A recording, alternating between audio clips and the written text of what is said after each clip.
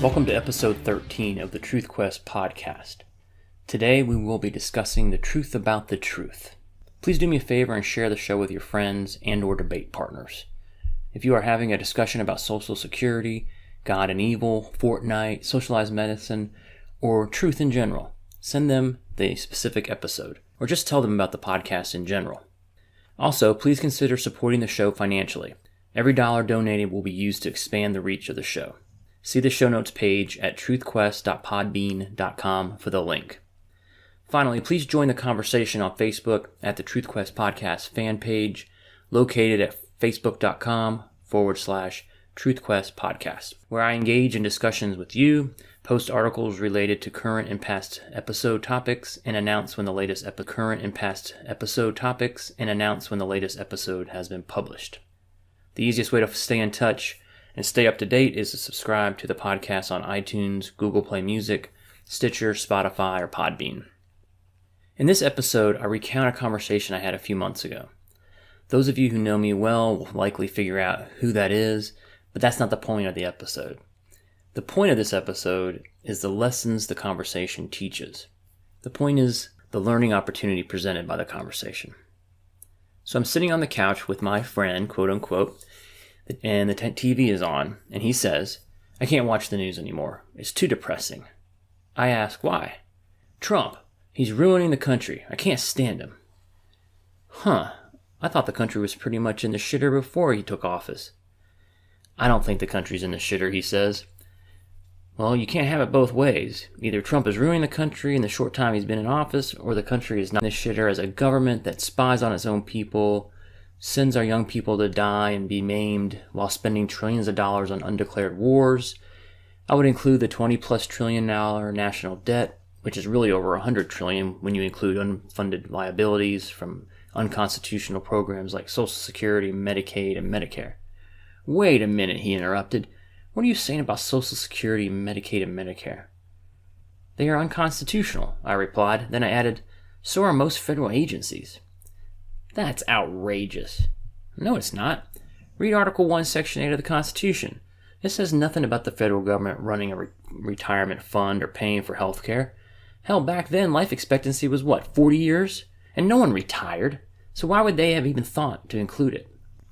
He chimed in, "Without those programs, how else would the founders centralize health care? Do you know how expensive my insurance would be without Medicare?" Oh boy, I said, thinking to myself that he just threw me a hanging curveball. I continued, "You should listen to episode 3 of my podcast. I recorded it for this very purpose. The founders had no intention of centralizing much of anything. Certainly not healthcare, nor managing the nation's education system, or protecting the environment, or regulating our food and drugs, or establishing a Department of Labor, or any of the thousands of other agencies run by the federal government." He simply replied, "I disagree with you."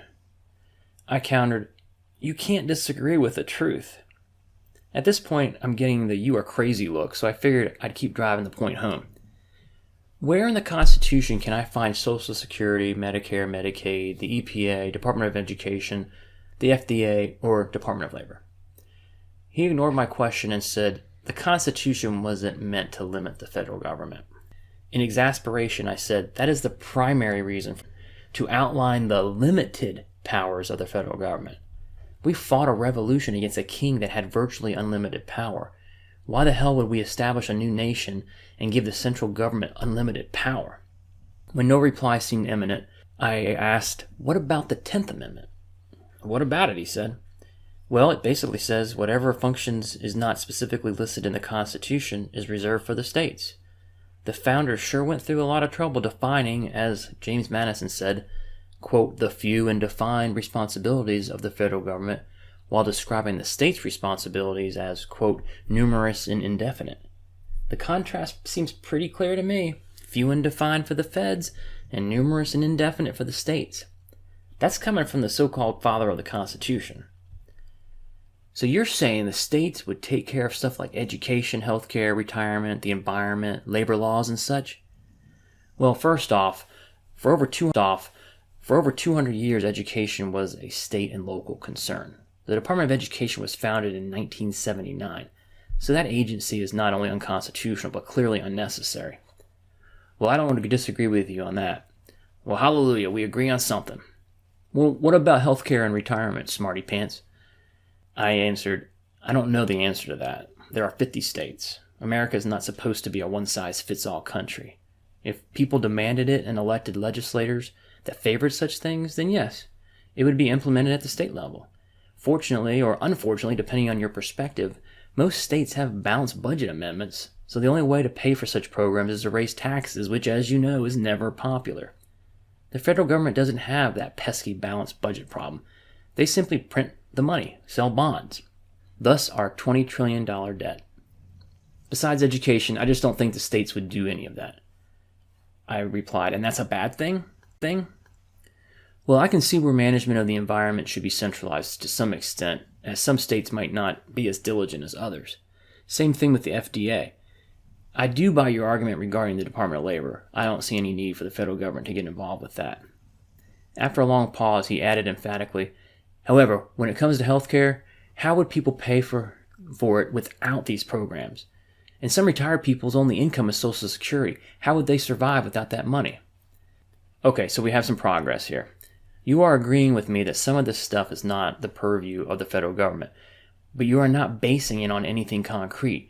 You just have a general feeling about them. I am basing my argument on a contract that the states entered into with the newly formed federal government, the United States Constitution. It just keeps things cleaner. If we are basing policy decisions on people's feelings, then it would be virtually impossible to come to an agreement.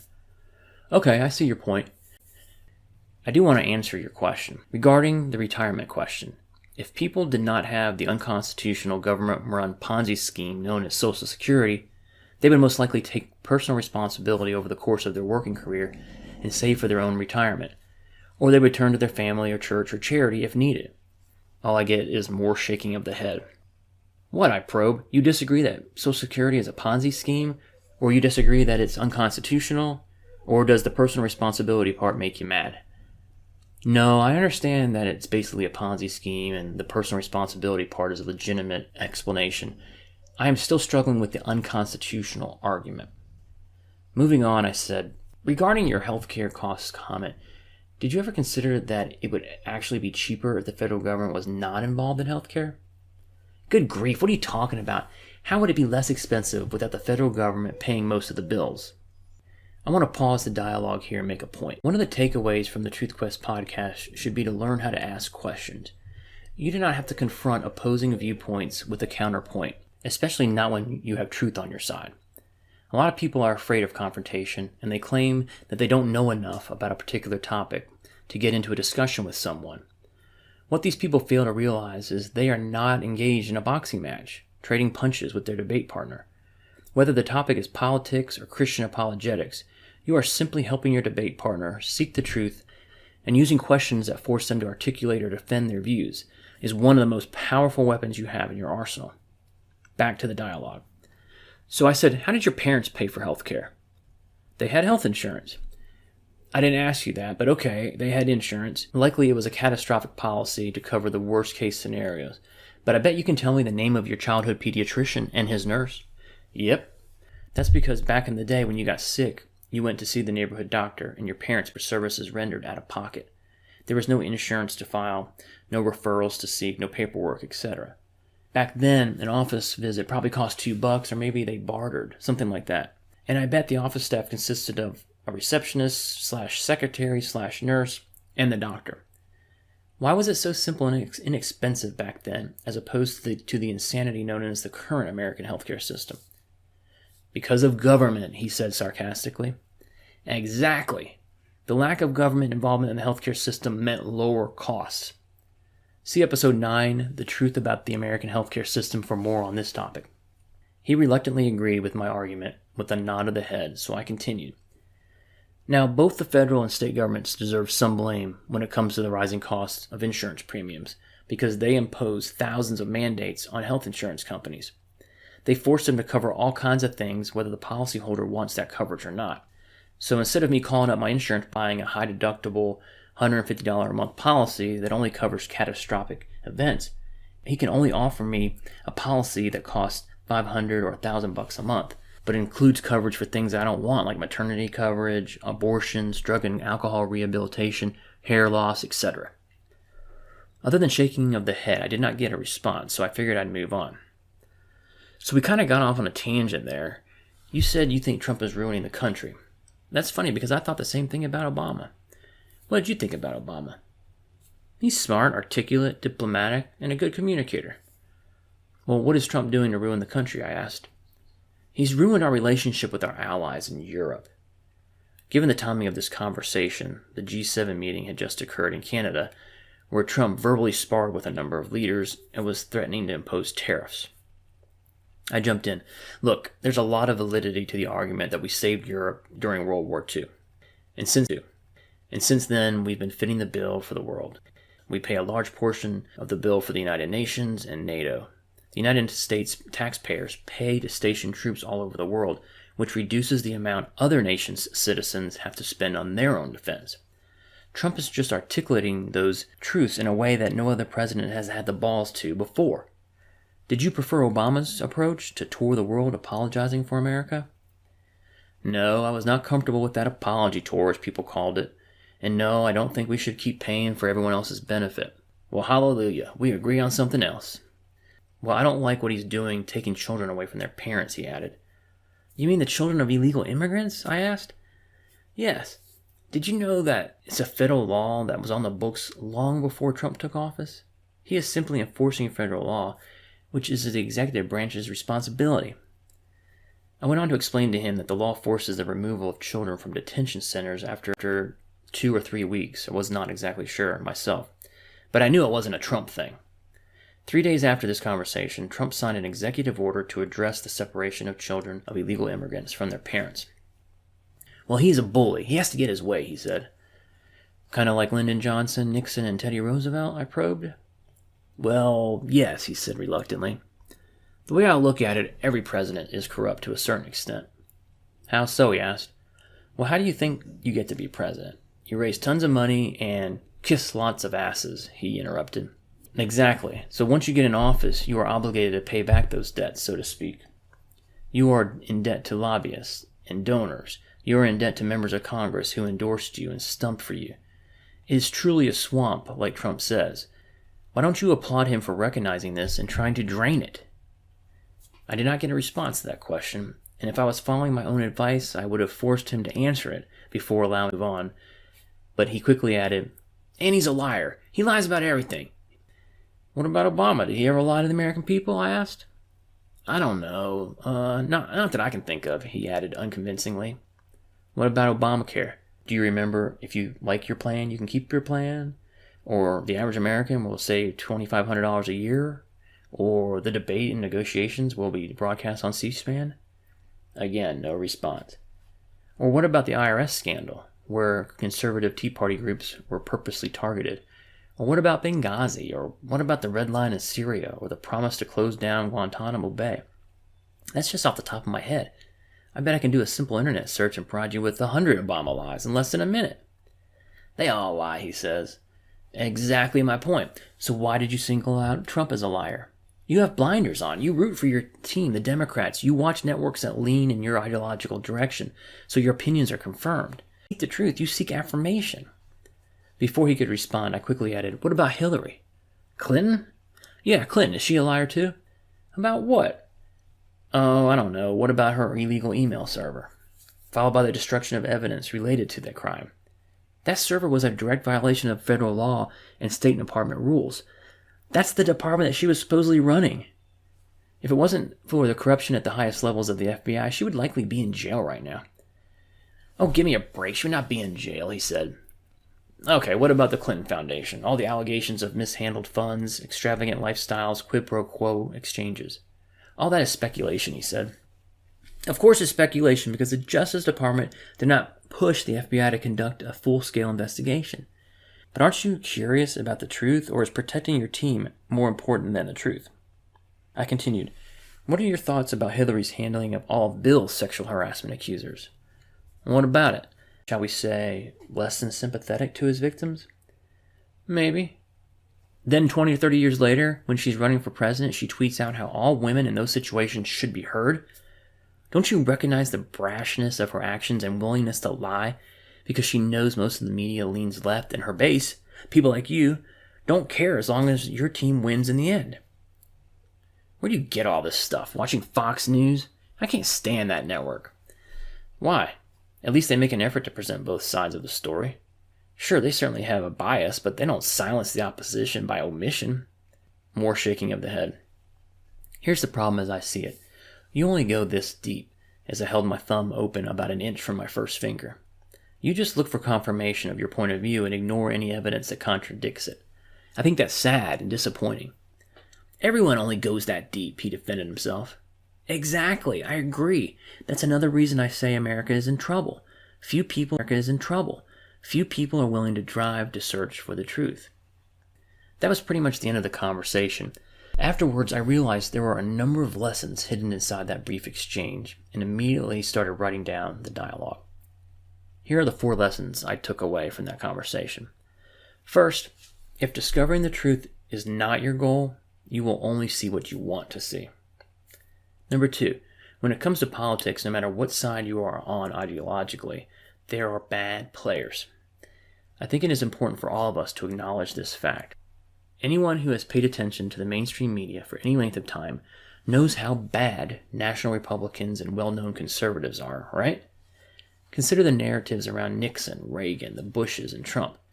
What about Supreme Court justices like Clarence Thomas, Scalia, Alito, and now Kavanaugh? What about commentators like Rush Limbaugh, Laura Ingraham, Glenn Beck, Michelle Balkin, Newt Gingrich, Larry Elder, Ben Shapiro? The list is endless, and their treatment is essentially a constant besmirching of their reputations.